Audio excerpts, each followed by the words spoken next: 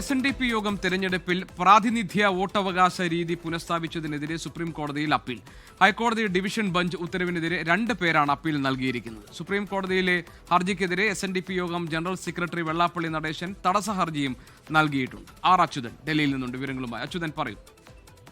GK, ഈ SNDP യോഗം തെരഞ്ഞെടുപ്പുമായി ബന്ധപ്പെട്ട എല്ലാ അംഗങ്ങൾക്കും വോട്ടവകാശമുണ്ടെന്ന് നേരത്തെ സിംഗിൾ ബെഞ്ച് ഒരു ഉത്തരവ് ഇറക്കിയിരുന്നു. ആ ഉത്തരവ് ഹൈക്കോടതിയുടെ ഡിവിഷൻ ബെഞ്ച് റദ്ദാക്കിയിരുന്നു. ഈ ഡിവിഷൻ ബെഞ്ചിന്റെ ഈ നടപടിക്കെതിരെയാണ് ഇപ്പോൾ സുപ്രീം കോടതി ഒരു വിഭാഗം ഹർജിയുമായി എത്തിയിരിക്കുന്നത്. അതായത് പ്രാതിനിധ്യ വോട്ടവകാശം സംബന്ധിച്ച ഉത്തരവ് അത് റദ്ദാക്കിയ ഹൈക്കോടതിയുടെ ഡിവിഷൻ ബെഞ്ചിനെതിരെയാണ് ഇപ്പോൾ ഹർജി നൽകിയിരിക്കുന്നത്. ആ ഹൈക്കോടതിയുടെ ഡിവിഷൻ ബെഞ്ച്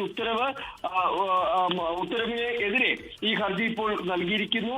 ഇതിൽ 2 പേരാണ് ഈ ഹർജി ഇപ്പോൾ നൽകിയിരിക്കുന്നത്. ഒപ്പം തന്നെ തടസ്സ ഹർജി SNDP യോഗം ജനറൽ സെക്രട്ടറിയും നൽകിയിട്ടുണ്ട്.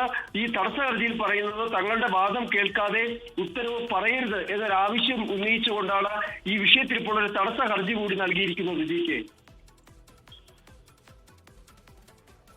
ശരി, നമുക്ക് ഡൽഹിയിൽ നിന്നുള്ള റിപ്പോർട്ട്, അച്യുതന്റെ റിപ്പോർട്ടാണ് നമ്മൾ കണ്ടത്. ലോകത്തെവിടെയായാലും ഏത് സമയത്തും 24 വാർത്തകളും ഓഗ്മെന്റഡ് റിയാലിറ്റി പാക്കേജുകളും എക്സ്പ്ലെയിനറുകളും വിശദമായി കാണാൻ ഞങ്ങളുടെ യൂട്യൂബ് ചാനൽ നിങ്ങൾക്ക് സബ്സ്ക്രൈബ് ചെയ്യാം.